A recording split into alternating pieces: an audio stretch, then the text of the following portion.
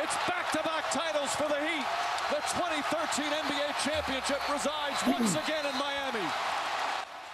It took 7 games, and things didn't always look so rosy. Miami was down 3-2 to the Spurs and trailed by 5 in the final minutes, rather seconds, of Game 6. But the Heat responded every time. An overtime win to even the series, and then the closeout Game 7. It's the 3rd title for Dwayne Wade and Udonis Haslem. It's the 3rd title for the franchise, and probably the hardest to earn. This team is amazing. And the vision that I had when I decided to come here is all coming true. You know, through adversity, through everything we've been through, we've been able to persevere and to win, you know, back-to-back championships. It's an unbelievable feeling. Just to set that bar so high and actually accomplish these goals, it just shows how special these guys are. This is sweet. You know, this is the sweetest one by far because of everything we've been through, everything I've been through individually, and to get here to this moment, to have that kind of performance, that kind of game, to help lead my team, special, man, so special. Talked about with greatness and only 828. And by the way, I go back to Game 6, his 16 points in the 4th quarter. I know we're going to talk about Ray Allen's 3-point shot, but they don't even have a chance to get back in that game if he doesn't get hot in the 4th quarter. Goes for 18 points in the 4th and 2 in overtime, and then 37 in that 7th game. But it's his defense, it's his rebounding, it's his key block shots, it's his all-around game that is just so impressive, and always covering quietly, usually the hottest guy in the other team, no matter what position he plays. Just so impressed, and now knocking down those big shots at the end of games like that shot right there. Really puts LeBron out there, and man, there's more to come. They're going to be. We're going to celebrate, and we can celebrate and celebrate and celebrate and celebrate and celebrate. And how long will that last? Till the first day of training camp. Please don't ask me about my off-season training right now. You can't blame the Heat for not wanting to think about next year yet. They have a title and a parade to enjoy first, but you can't help but wonder what's next.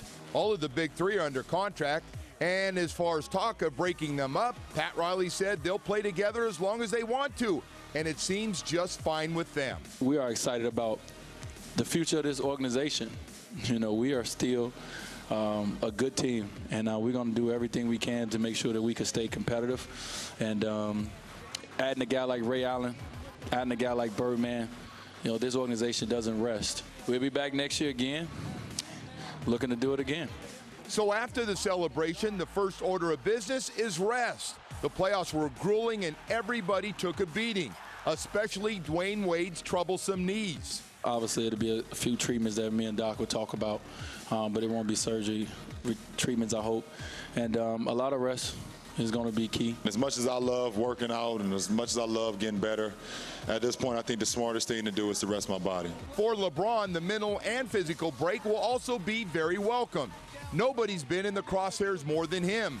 Nobody's heard more criticism, and now he's won multiple rings. So the challenge is to find new motivation, but not before he enjoys life away from basketball first. I know the grass isn't always green, and there's going to be trials and tribulations, but hopefully I can continue to be the leader for my teammates. And then lastly, I want to be, if not the greatest, one of the greatest to ever play this game.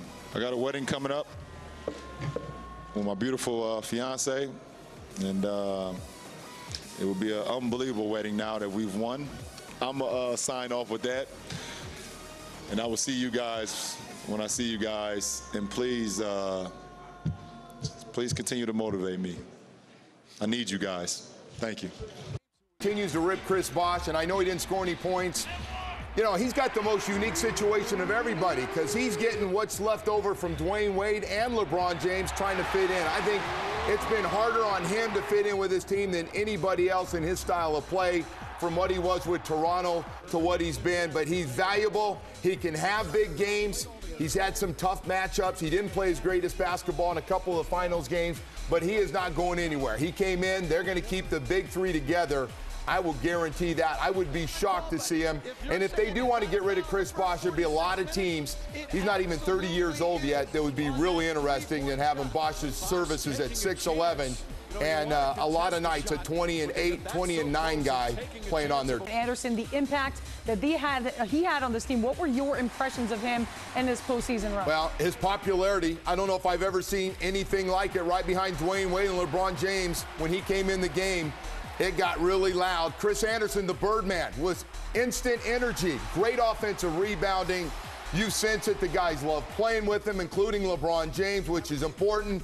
Always around the basket, will defend, block shots, and will finish with dunks. And really, for the amount of minutes he played, really was good at the basket of making sure he hit most of those shots. I like to see, and I expect the Birdman to come back, get a contract, and come back and play for this team next year. It's a good core group of guys, and right now, James pulls up, puts it in, 4-point lead. 35 for LeBron James. Timeout, San Antonio. All right, well, you just watched it.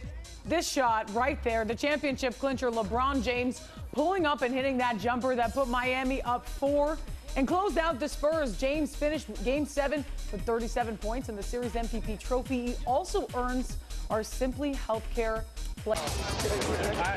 Ain't no snow in Miami, so it's the only time you're able to do something. And welcome back. Plenty to celebrate after the Heat's win, but a special moment caught by our NBC6 cameras that we bring to you as part of our AT&T Uverse TV replay. Dwayne Wade doing snow angels in the confetti on American Airlines court after the fans and much of the media had cleared out. That's 3 titles for number 3. Man, I don't know what to say. I'm a champion, 2-time, 2 rings. Stank down it. Ugh. Oh my God, I've lost my kid. Can anyone find him? Don't you ever run away like that from me again. I love you. Losing his shoe in the second half of Game 6 against the Spurs, throws it to the bench, sets up for the 3 with 1 shoe on, 1 shoe off, and of course, he knocks it down. Shoeless Joe Miller. Wow. Ended up going 2 for 2 from downtown, chipping in 8 points in the win, but maybe the biggest shocker was LeBron James without his headband. Oh my goodness, got knocked off on that dunk, but hey, no sweat. King James will go on to record a triple-double without his trusty piece of headgear. Okay, number 2, if you didn't know who Thiago Splitter was before the NBA Finals, chances are you know the name by now. Unfortunately for Splitter, he winds up on one of the Heat's greatest highlights for all the wrong reasons. 4 to shoot. Parker, spread the needle. Oh! Oh! Oh, no, he didn't do that to me. LeBron James meeting Splitter at the mountaintop may go down as one of the greatest blocks of all time. And the fact it happened in the finals makes it that much sweeter. The replays of this are just spectacular. How about this? Looks like he's got it right. Gonna throw one down. Nope. And then he gets stuffed like a Thanksgiving straight turkey. up and strong. All right. All right. And finally, number 1, if you could guess it, what would Jesus do? Jesus Shuttlesworth, that is. Ray Allen was brought to Miami to shoot 3s, and boy, did that pay off. Ray, stepping back for the shot heard around the world. Take a listen. James catches, puts up a 3. Won't go. Rebound, Bosh. Back out to Allen. His 3-pointer. Bang! Tie game with 5 seconds remaining. Just when fans thought all hope was lost, Allen came through with a monster bucket to force overtime, and the rest is history. The Heat go on to win Game 6 and 7 to raise the Larry O'Brien Trophy for the 2nd straight year. There is no Game 7 without Ray Allen in that 6. To me, Game 7 and Ray Allen's 3 are tied together forever because of that clutch shot. He misses that shot. 5 seconds left, less